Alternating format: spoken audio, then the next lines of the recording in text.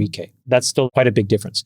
And when you double click into where these variances come, a lot of it looks like it's around housing and childcare. And I didn't appreciate how much and how expensive childcare has actually become, from anywhere between $1,000 to $3,000 per month, which is obviously a lot of money.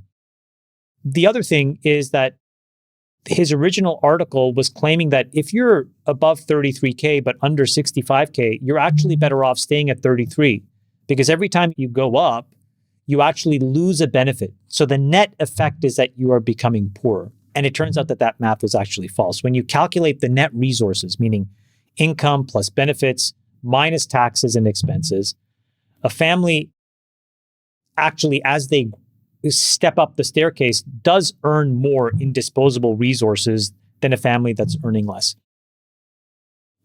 There is a very specific part of, though, what he said, which I think we should focus on, which is there is an area between $45,000 a year and $63,000 a year, which actually looks like a bit of a stagnation zone. So to the extent that one is to read this article, take away the kind of the buzzy title and whatnot, the thing that is important is to narrowly focus on this one issue, which is that we do have some policy failures in this zone where earning an extra dollar often results in losing a dollar of benefits like SNAP and other things.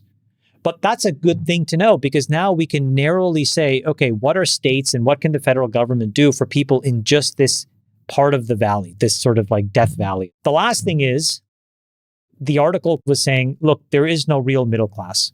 There are the people that are above 140K, and then there's everybody else in poverty. And if you look at the census data and you look at the percentage of Americans that are struggling, those that earn between 100 and 200% of poverty, that percentage has actually fallen. So the good news is the American economy seems to be doing a good job of not just getting people out of poverty, but getting people out of that struggling bracket, out of that death valley, and into a place where they're making 200% of that poverty line. So they're moving up.